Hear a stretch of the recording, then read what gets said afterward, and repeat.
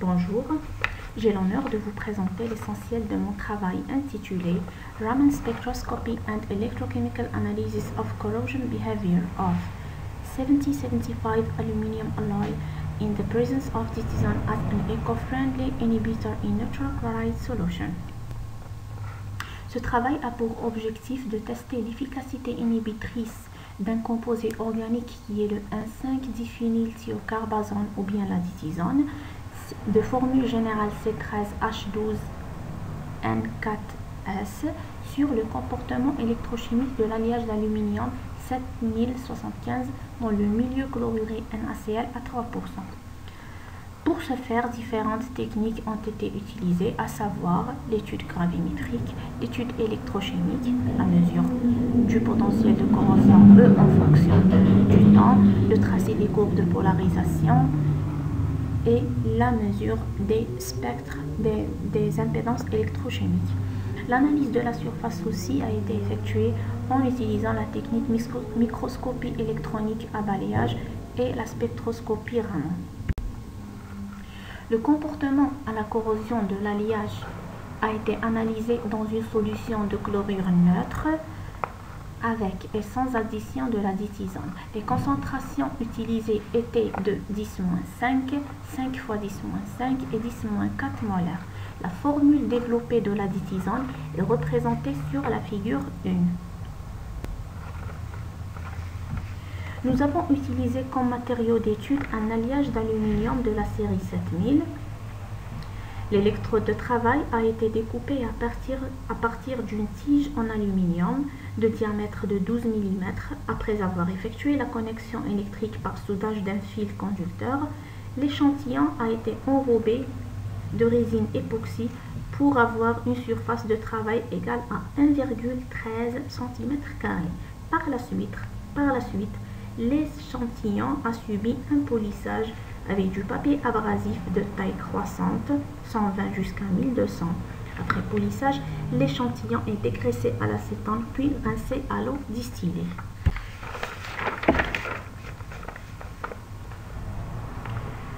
Pour la gravimétrie, le principe de cette méthode consiste à exposer un échantillon de surface S à un milieu corrosif pendant un temps déterminé à une température constante et à mesurer la différence de la masse avant et après chaque essai.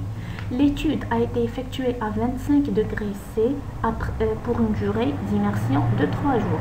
La vitesse de corrosion et le pourcentage d'efficacité inhibitrice ont été calculés à l'aide des équations 2 et 3 respectivement. Pour les mesures électrochimiques, les tests ont été effectués à l'aide d'une cellule à 3 électrodes. Nous avons utilisé comme électrode de travail l'alliage 7075, une électrode de platine comme contre-électrode et une électrode AgCl comme référence. Les électrodes sont reliées à un potentiostat galvanostat à 3 entrées.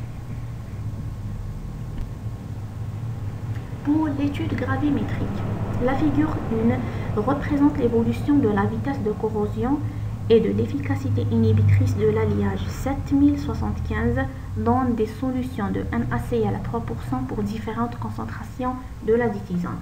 Nous remarquons que la vitesse de corrosion diminue tandis que l'efficacité inhibitrice croît avec l'augmentation de la concentration de la ditizane et atteint une valeur maximale de 91,9% pour une concentration de 10-4 molaires. La figure 2 traduit l'effet de l'ajout de la ditizane sur l'évolution du potentiel de corrosion en fonction du temps de l'alliage 7075 en présence de la ditizane à différentes concentrations. Le potentiel de corrosion devient moins noble avec le temps. La figure 3 montre les courbes de polarisation enregistrées après 1 heure d'immersion de l'alliage 7075 dans une solution NaCl à 3% sans et avec addition de la ditizane. Nous observons un déplacement significatif du potentiel de corrosion vers la direction négative. De plus, la densité de courant de corrosion diminue avec l'augmentation de la concentration de la ditisane, comme c'est montré dans le tableau. Les résultats du tableau 1 indiquent que la ditisane s'est adsorbée sur la surface métallique en formant un film protecteur. Pour la spectroscopie d'impédance électrochimique, les spectres d'impédance dans la représentation de Nyquist reflétant le comportement électrochimique de l'alliage sans et avec addition de la ditisane sont représentés sur la figure 3A et B. Nous remarquons que les spectres d'impédance changent significativement et la résistance de polarisation augmente lorsque la ditisane est ajoutée à la solution. L'effet inhibiteur reste toujours significatif après un temps d'immersion lent, comme le montre la figure B. Le circuit équivalent suivant a été utilisé pour modéliser le comportement électrochimique de l'alliage et les paramètres sont indiqués dans le tableau 2.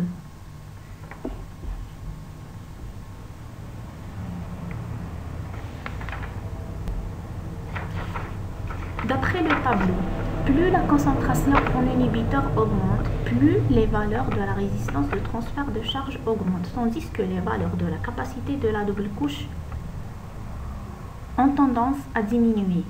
Cette diminution de la capacité de la double couche est due à l'absorption de l'inhibiteur sur la surface métallique. Donc, afin de comprendre le mécanisme d'absorption de la ditisane sur la surface métallique, l'isotherme de Langmuir a été appliqué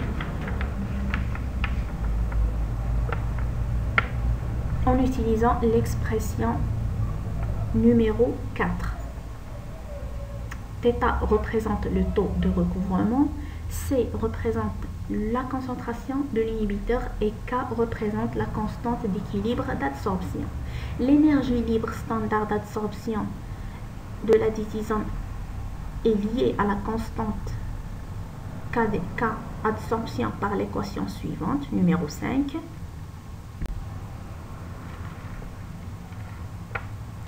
D'après le tableau numéro 4, la grande valeur négative de ΔG indique que la ditisane est spontanément chimisorbée sur la surface de l'alliage d'aluminium.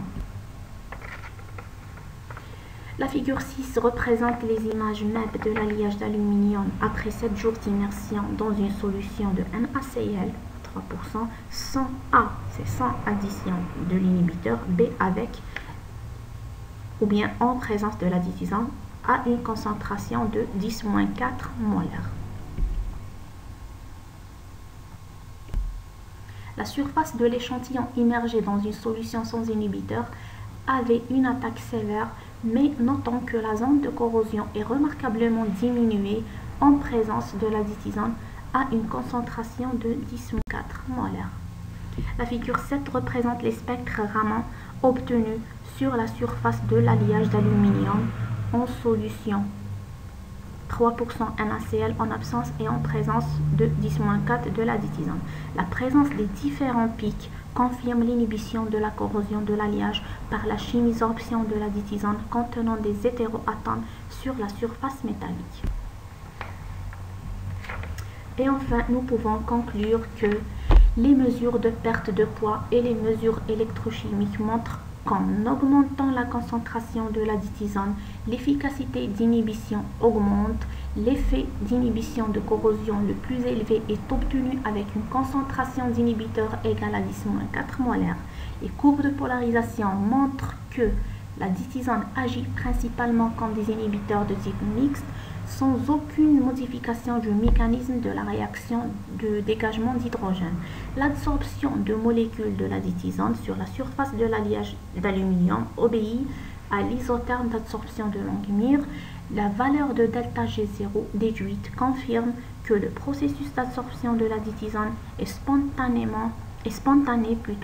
et l'interaction de l'inhibiteur avec la surface de l'alliage d'aluminium est une chimisorption.